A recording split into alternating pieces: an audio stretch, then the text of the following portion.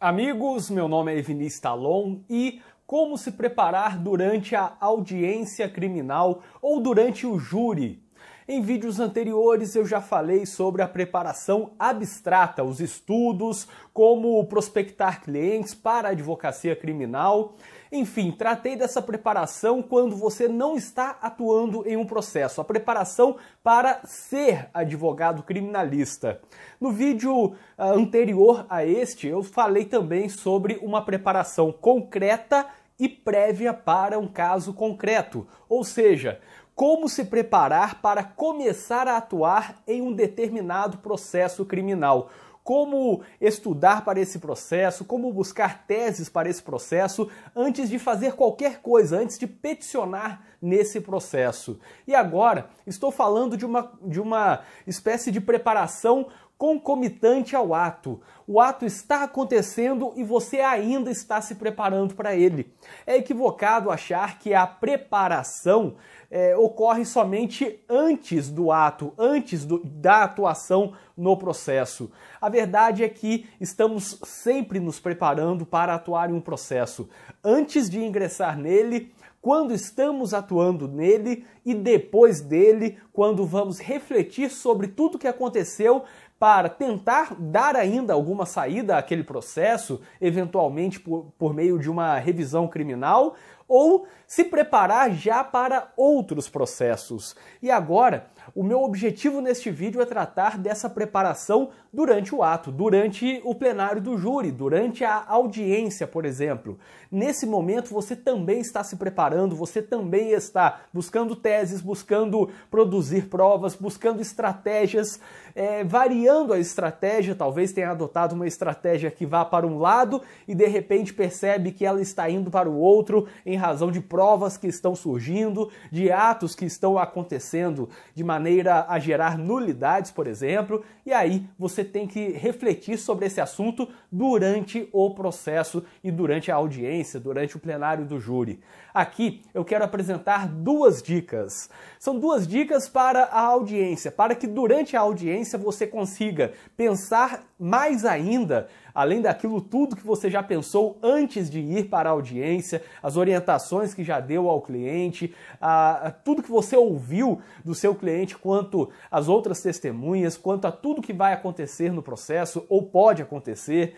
Eu quero agora tratar desse momento, da audiência ou do júri, por meio dessas duas dicas.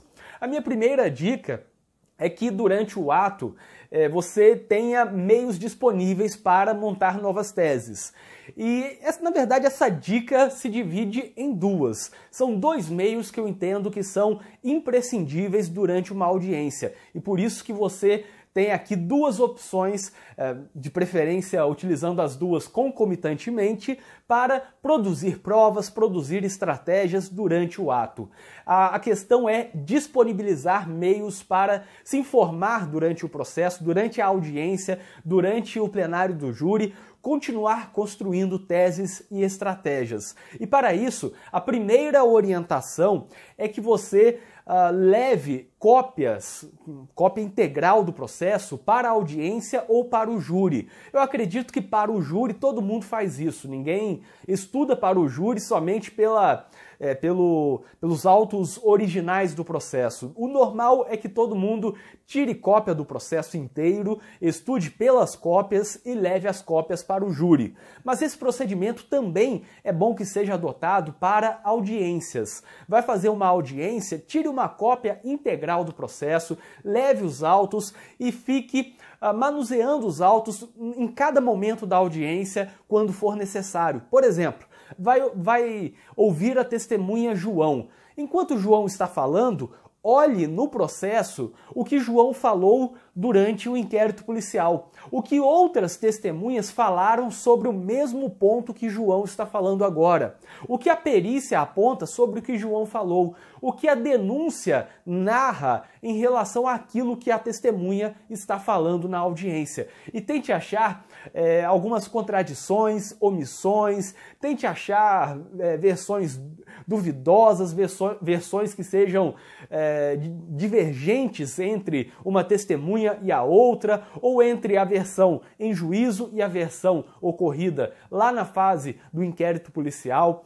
Enfim, busque teses por meio desse manuseio dos autos, das cópias dos autos do processo. Daí, a minha primeira recomendação para que você se prepare, entre aspas, durante o ato, durante a audiência, durante o júri, é que você leve para esse ato as cópias, a cópia integral dos autos do processo. E desse jeito, com a cópia integral, você não precisa fazer, por exemplo, como os defensores públicos fazem. Os defensores públicos não têm a disponibilidade de tempo, não têm uma estrutura que permita tirar cópia de todos os processos em que atuam na comarca. Até porque muitos defensores atuam em 10 mil, 12, 15 mil processos na comarca. Seria humanamente impossível, não teria logística para isso, não teria onde estocar essas cópias de processo. E aí, o defensor público, e eu falo isso porque eu já fui defensor público, o defensor vai para a audiência, às vezes tem um contato prévio com o processo, às vezes chega um pouco antes e começa a olhar o processo momentos antes do depoimento da testemunha e devolve para o juiz que vai conduzir a audiência. Daí, a testemunha está falando e o defensor público quer olhar o que a testemunha falou no processo. Se ele não tem a cópia, e é o normal, ele vai pedir ao juiz os autos do processo. Às vezes o juiz está perguntando, no interrogatório, por exemplo, às vezes é o Ministério Público que está perguntando e está com os autos do processo, originais, portanto, e quando chega a vez do defensor público, aí ele pede o processo, aí sim dão a ele que vai agora fazer as perguntas. É algo que atrapalha a estruturação das teses e das estratégias, porque se você tem a cópia durante o processo, durante o ato, enquanto o Ministério Público está com os originais, enquanto o juiz está com os originais, você está olhando, está analisando para ver eventuais conflitos, eventuais divergências, eventuais omissões. Mas, se você não tem a cópia dos autos, você tem que ficar esperando o juiz utilizar enquanto ele pergunta, o Ministério Público utilizar enquanto ele pergunta, para depois te entregarem. E aí você vai começar a olhar já no momento de fazer a pergunta. Isso é muito ruim. Mas eu acredito que é sempre necessário você ter acesso ao processo, à cópia do processo, durante o ato. Enquanto a outra parte está perguntando, enquanto o juiz está perguntando, enquanto o servidor foi ver se a testemunha está lá fora no corredor, enquanto tudo isso está acontecendo, se você tem a cópia do processo, você está manuseando, você está folheando, procurando o que cada um disse, como disse, onde disse, quando disse e todos os outros detalhes. Pode marcar à vontade, porque a cópia é sua. Daí, a minha dica é essa, até para você não aguardar a sua vez de olhar o processo durante o ato, o ideal é que você leve cópia integral do processo.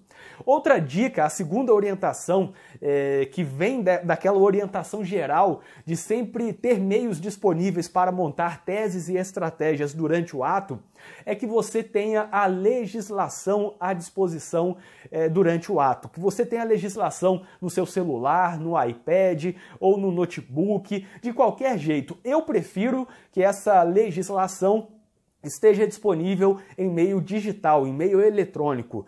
Se eu entro, por exemplo, no site do Planalto para consultar o Código Penal ou o Código de Processo Penal, basta que eu utilize o localizar na página e escreva, por exemplo, nulidades. Aí vai pular direto para a parte de nulidades no processo dentro do Código de Processo Penal. E isso facilita a minha vida. Se você tem que fazer uma alegação, uma impugnação, um pedido, se você acha facilmente a base legal, o seu trabalho fica muito mais fácil. Daí, A minha segunda orientação, portanto, para que você se prepare durante o ato, você monte estratégias, monte teses durante o ato, é que você tenha a legislação disponível no celular, no smartphone, no tablet ou no iPad, no computador, em qualquer lugar. Em último caso, em meio físico, levando um vadimeco, um código 3x1 ou alguma coisa assim.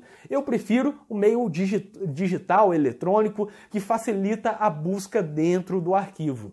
E com esse material, com essa legislação disponível, aconteceu alguma coisa, o juiz começou a perguntar, você procura ali como é a oitiva da testemunha. Vai aparecer o artigo 212 do CPP e você sabe que pode alegar uma nulidade. Aí você coloca de novo dentro dessa localização na página, no arquivo, como é feita a alegação da nulidade. E aí você vai pular direto para aquela parte de prejuízo, de momento que deve ser feita a alegação sob pena de preclusão. Você vai ver qual é a base legal, qual é o artigo que diz que há nulidade, quando o dispositivo é violado, quando há inépcia da denúncia, enfim, isso facilita muito. Portanto, essa é a minha segunda orientação. Vejam que, juntando as duas coisas, você vai para uma audiência criminal, uma audiência de processo penal, tendo a disponibilidade do processo, de tudo que aconteceu até ali no processo, sabendo quais são as provas, quais são as testemunhas, onde cada testemunha trabalha, quantos anos tem, o que faz, o que aconteceu, qual é a perícia que foi juntada no processo e tudo mais. Você sabe sobre os fatos que estão no processo, quando você tem a cópia integral do processo. Por outro lado, tendo a legislação, você pode, dali em diante, avançar, pedir nulidades, sustentar teses, fazer o processo ser conduzido para determinado lado. Imagine você estar no meio da audiência, o juiz fala que uma testemunha não compareceu e que talvez o ato tenha que ser adiado até dia tal de tal ano, a audiência só no ano que vem. Se você tem tudo disponível ali, a cópia do processo, a cópia, a legislação disponível, você consulta quando vai ocorrer a prescrição e já sabe de antemão se isso será bom ou ruim. É algo que facilita muito o seu trabalho. Portanto, essas são as duas dicas para a preparação durante a audiência, durante o júri. Eu espero que vocês tenham gostado deste vídeo, inscrevam-se no canal e ativem as notificações, porque assim vocês saberão sempre que for lançado um vídeo novo aqui no canal. E para quem tiver interesse, eu deixarei na descrição deste vídeo um link com várias coisas úteis, como por exemplo, grupo de debates com criminalistas do Brasil inteiro, cursos em que eu leciono, incluindo um curso de prática processual penal para advogados, além de encontrar nesse link artigos, vídeos, livros de minha autoria, contato para palestras e muito mais. O link está na descrição deste vídeo e até o próximo vídeo.